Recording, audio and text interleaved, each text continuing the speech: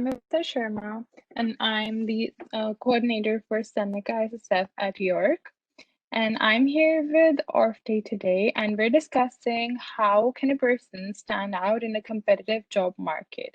As you all know that this is because of COVID, all the jobs and everything we're getting graduated. Some of us actually are getting graduated in April. So, Orfte, I just want to ask you, like in this competitive market right now, what are the things that would help us to stand out? Like whether we are in school, whether we're looking for co-op, or whether we're looking for our first job.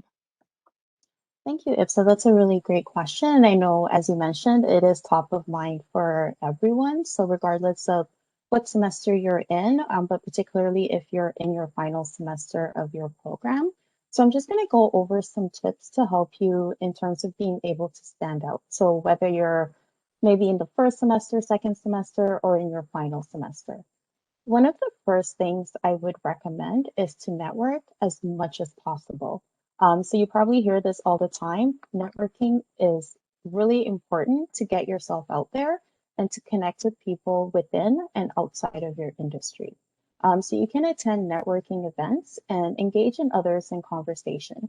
And I know sometimes it's hard when you're at an event and you only have the chat feature, for example, or sometimes you don't have the chat feature, but you want to take note of people that stand out for you in the networking session and perhaps connect with them on LinkedIn. Send them a personalized message indicating how you kind of came across them, but perhaps you want to mention to them that you came across them in a networking session.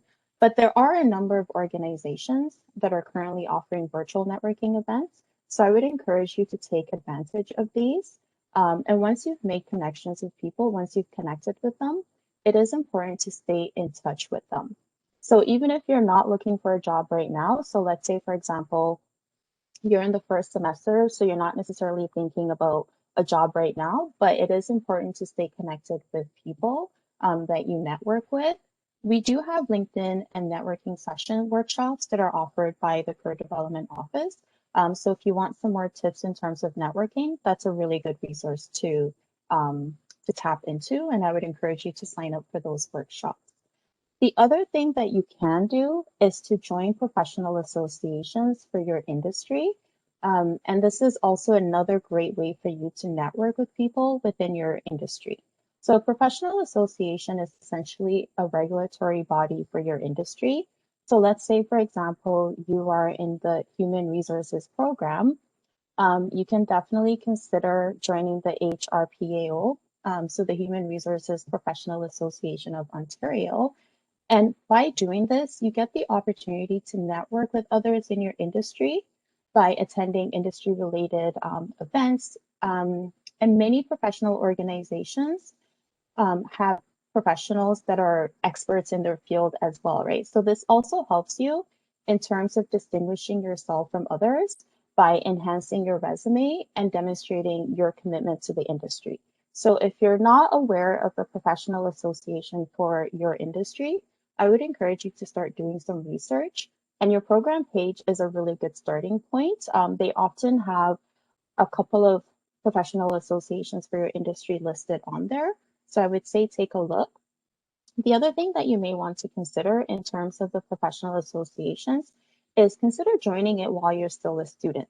Sometimes they do offer discounts for students, or they offer a student rate. So it would be a good opportunity to kind of tap into that resource while you're a student to get the discounted rate.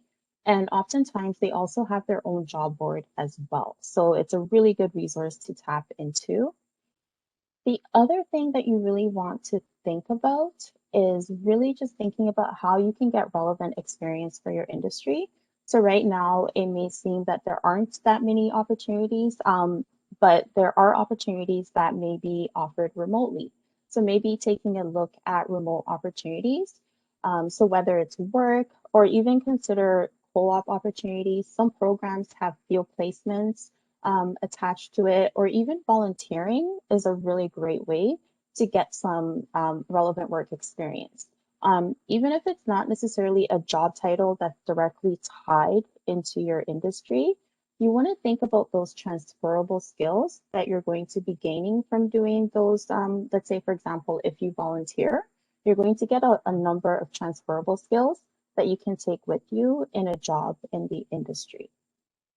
One really, really critical thing that you want to do is really making sure that you customize your cover letter and your resume for each job that you're applying to. That's very important because that demonstrates to the employer that you understand the nature of the role and you have an understanding of what it is that they're asking for. So you really want to make sure that your cover letter is interesting and grabs the person's attention, right? So in the cover letter, be sure to indicate something specific that you know about the company, something specific that you like about the company, and why it makes you want to work for them, right? So you want to impress the company with the research that you've done and really demonstrate how you can make a contribution to the company. Because at the end of the day, this is what the employer is going to be looking for. So they know the skills and qualifications that they're looking for in their ideal candidates. The job posting gives you that information. So it's really important as an applicant for the job to demonstrate to the employer how you're going to contribute to the company and how you're a match with what it is that they're looking for. Another really important thing that helps you stand out is really prepare for that interview, right? So take the time to make sure that you are preparing for that interview so that you can stand out. The more you prepare for the interview, the more confident you're going to feel going into that interview and the better you'll perform, right? So before the interview, make sure you research the company once again to refresh the memory that the information that you have that you used for your cover letter. Review the position once again and prepare a list of the questions that you want to ask the interviewer. And then lastly, make sure you have strong references. So don't just put people's name down as a reference without speaking with them first, getting their okay, and making sure that they're able to give you a good reference. So don't assume that everyone is going to be able to provide you a good reference or a strong reference. You just want to make sure when you ask them to be a reference for you, that you're confirming with them that they're able to provide you with a strong reference. So those are just some tips to kind of help you in terms of being able to stand out, whether you are in the first semester of your program or in the final semester of your program. Wow, thank you so much for telling us this. But I was just wondering that how can we stand out when looking for our next like career opportunity? How can we look for a career opportunity, especially when you're not like when you're not sure? Yeah, and that's a great question. So let's say, for example, again, maybe you're working, whether it's a part-time job or you're working full-time, but you're looking to make a career transition. I would encourage you to follow all of the steps that I outlined earlier. And then I would also add to it, build your professional profile online. So if you have a LinkedIn profile, I would encourage you to keep updating it. So share current information, updates, research about your industry, projects that you've completed, achievements that you've made. Make sure that you keep your LinkedIn profile up to date because really your LinkedIn profile is your calling card. So when people look at your LinkedIn profile, they're able to get all the information that they need about you. The other thing that you want to ensure that you do as you're building your online profile and building your professional reputation online is really consider getting recommendations from people within your network. And recommendations are online references essentially. So people within your network are essentially vouching for you when they write a recommendation. So it gives further information and credibility on your LinkedIn profile to people reading it that the things that you're saying about yourself are actually being affirmed by people you've worked with or have been in contact with in different capacities. So I would say continue to do all the things that I've outlined earlier and also build your profile, continue to build on it. The other thing that you want to do is stay current on market trends, right? So identify the trends that are relevant to your experience and your skills. So these could be within your career sector, as well as sectors that are similar to your industry. So again, using the example of, let's say you are an HR professional, I would look at the experience and skills that are relevant for somebody who's an HR professional. And then I may look at similar industries. So let's say, for example, administration, right? And look at the skills and experience that are relevant for that industry. And this will help you in terms of deciding whether your skills are current and if you need to update them to stay competitive in your industry, right? Because the goal is you want to grow and you want to, stay current in terms of your marketable trends, because marketable skills, because that's what employers are going to be looking at. So one tip I would suggest to help you in terms of researching those market trends is to conduct informational interviews with people and managers within your industry. So informational interviews essentially is you sitting down with someone who's in a position that you're interested in, or someone who works for an organization that you're interested in getting into, and really asking them the questions or asking them for their advice that would help you in terms of determining what's happening in the industry.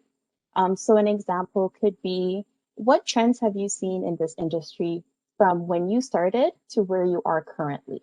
What advice would you have for me, somebody who's in this role right now, but I'm interested in moving up to this role? What suggestions or advice might you have for someone in my position, right? And that gives you firsthand information from somebody who's working in that industry.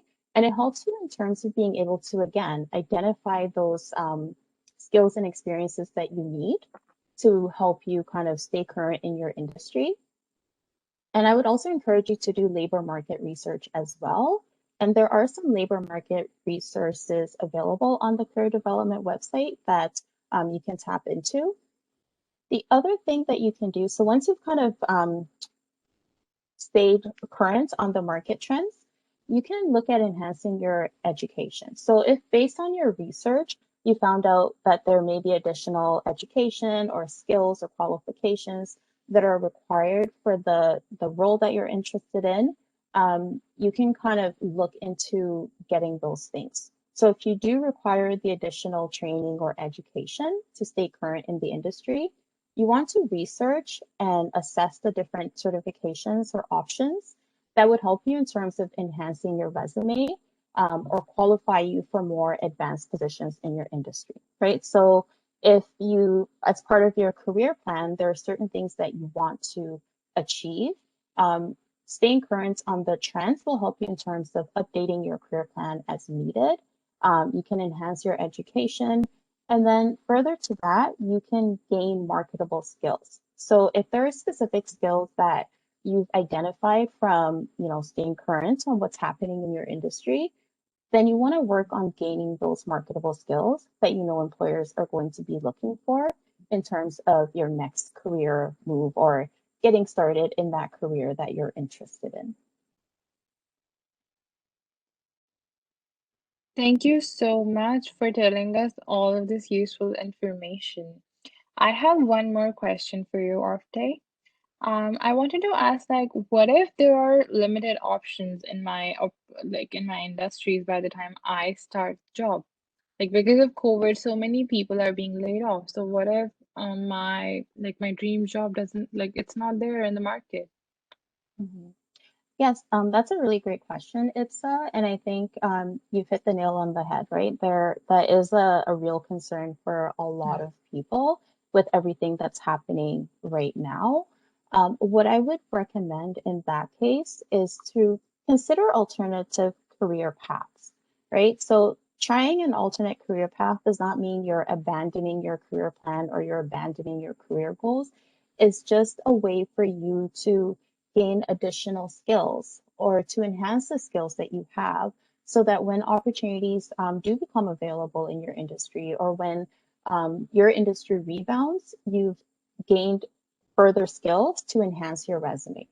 So some things that you can do is really just look for opportunities that would help you develop the skills, the qualifications, and experience that are required for your dream job, right? And so while you're kind of waiting for things to turn around in your industry, you're not sitting idle. you're actually doing things for your own personal and professional development. So some things you can try include freelance opportunities. So if your industry lends itself for you to be a freelancer, then that's a great way for you to build your skills, use the skills that you've gained from your program while you're also connecting with people. You're meeting clients, right? So you're getting people who are able to kind of act as a reference for you, or even write a testimonial on your website. So industries that lend themselves well to freelance would be things like graphic design or any kind of design role that would allow you to try the freelancing. You can try volunteer opportunities and proactively looking for projects that will help you enhance your skills and knowledge. And I think when you're doing all of these things, this demonstrates to the employer that you're being proactive in developing your skills. And it also helps you in terms of building career resilience. So let's say, for example, you go for an interview and the employer says, okay, I see that, your last job was in 2020. What are some of the things that you've been doing between then and now? You're able to really articulate some of the activities that you've done, and it shows the employer that you are being proactive and you are committed to that development in yourself, professionally. So that would be my one main recommendation. And while you're thinking about the alternate career paths that you want to explore, really think about the skills that are required for your industry and try to look for opportunities in other industries that are similar to the industry that you want to get into, right? So that are adjacent and not something completely on the opposite end of the spectrum. So you want to be strategic in terms of the alternate career path that you explore.